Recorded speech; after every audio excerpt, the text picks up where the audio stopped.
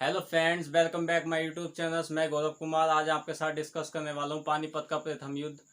इसको बहुत ही आज हम प्यार के साथ में डिस्कस करेंगे और आपका टाइम ज़्यादा वेस्ट ना करते हुए मैं आपके युद्ध की तरफ लेकर चलता हूँ आपको।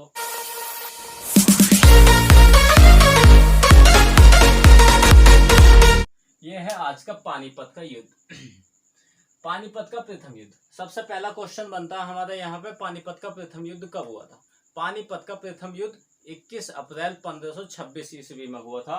और दूसरा इसमें पॉइंट बनता है, यह युद्ध किस किस के मध्य होता है। यह युद्ध किस किस के मध्य होता है। दूसरा पॉइंट ये बनता है, ये पॉइंट ये क्वेश्चन पूछा जाता, पानीपत का प्रथम युद्ध किस किस के मध्य हुआ था और किसकी पराजय हुई थी। इस टाइप के कुछ क्वेश्चन बनेंगे। उसने ये बाबर के मध्य हुआ था, इब्राहिम लोदी के बीच में, बाबर और इब्राहिम लोदी के मध्य हुआ था ये। और इसमें यह भी पूछा जाता है कि बाबर ने इसमें कौन सी युद्ध में कौन सी पद्धति का प्रयोग किया था युद्ध लड़ने के लिए। और इसमें काफ़ी इस तरह के बहुत मोस्ट इम्पोर्टेंट यानी कि जो भी क्वेश्चन पूछे जाते हैं मैं आज वो आपको सारे ही डिस्कस करने वाला हूँ। आप बने रहे मेरे साथ। मैं फर्स्ट पॉइंट से शुरुआत करता हूँ। यहाँ पे फर्स्ट पॉइंट है, यह युद्ध बाबर तथा इब्राहिम लोदी के मध्य हुआ था जिसमें बाबर की विजय हुई थी।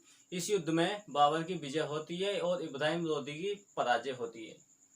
और दूसरा पॉइंट, 1524 ईस्वी में पेशावर अभियान के समय बाबर को सूचना मिली। ये 1524 ईस्वी में जो पेशावर का युद्ध हुआ था उसमें बाबर को सूचना मिली कि इसके बाबर को दौलत खां जो था और उसके इब्राहिम लोदी के मध्य जो थे इनमें काफी मतभेद थे। और दौलत खां ने इसको बाबर को आमंत्रित किया था कि आप भारत आओ हमारे यहाँ पे।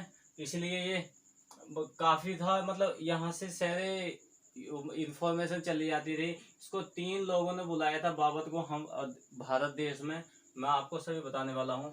और बाबर को भारत आने का आमंत्रण सबसे पहले पंजाब के गवर्नर दौलत खान ने दिया था। जो पंजाब का जो राज्य था उसमें दौलत खान ने इसको बुलाया था बाबर को, क्योंकि दौलत खान वहाँ का इस समय गवर्नर था। उसने आमंत्रित किया बाबर को, आप हमारे भारत में आइए और हम आपकी खातिरदारी करेंगे। लेकिन बाबर कुछ और ही तरीके से यहाँ पर आया था, क्योंकि दौलत खान के बहुत ही मतभेद थे इब्राहिम लोदी के बीच में।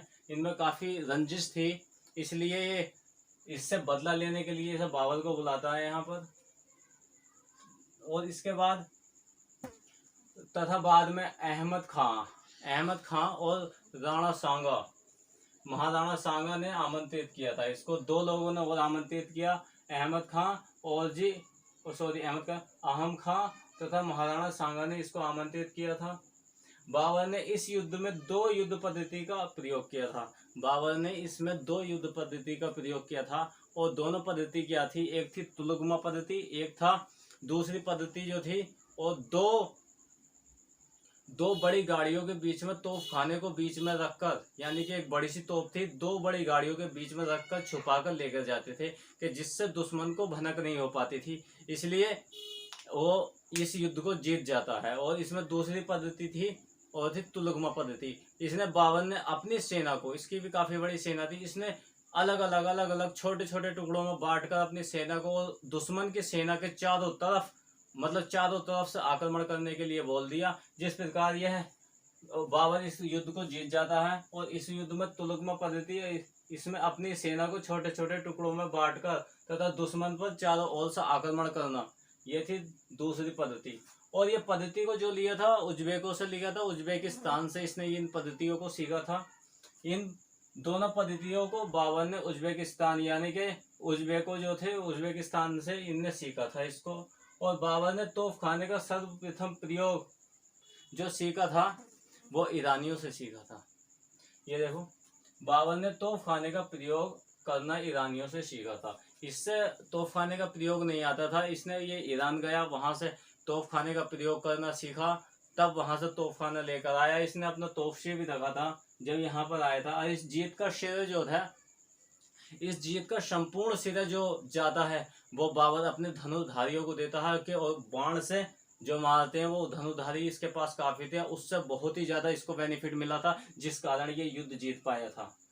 आज मैं एक ही युद्ध कंफर्म करूंगा, इसको मैं ज्यादा बड़ी क्लास नहीं करने वाला हूँ बस। और जी इस जीत का श्रेय बाबर ने अपने धनुधारियों को दिया था।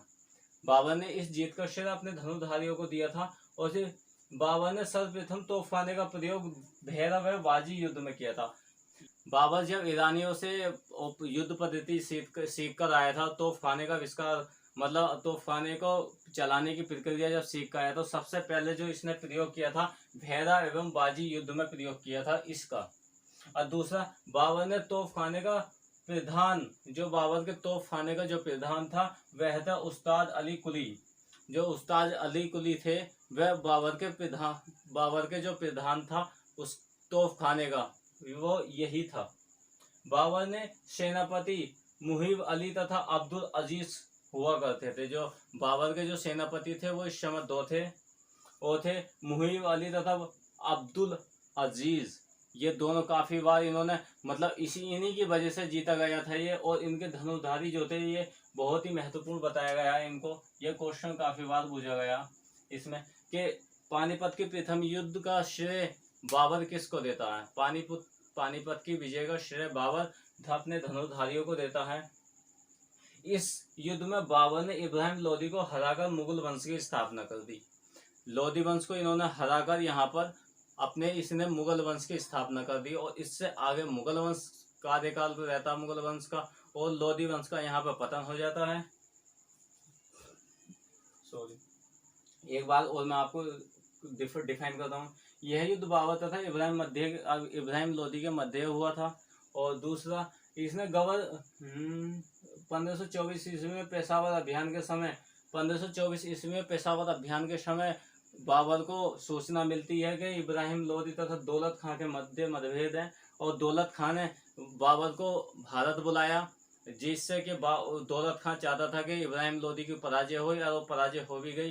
फिर दौलत खां की जगह दो आदमियों ने और इसको भारत बुलाया था। अहम खां तथा महाराणा सांगा ने इसको आमंत्रित किया था, जिससे वह आया था और अपनी दो न्यू पद्धति लेकर आया था युद्ध लड़ने की। एक थी तुलगमा पद्धति और एक थी दो बड़ी गाड़ियों के बीच में छुपा के एक तोफ को लेकर जाना युद्ध के बीच में।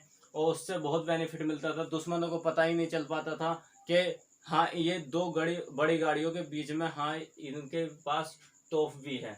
इन दोनों पद्धति को बाबर ने उज्बेकों तथा उज्बेकिस्तान से सीखा था। उज्बेकिस्तान से यह सीख कर आया था कि दोनों गाड़ियों को बीच में तोफ को रखना, और तुलगमा पद्धति जो था दुश्मन की सेना पर चारों तरफ से टुकड़ों में आक्रमण करना, उसे चारों तरफ से घेर करके मारना।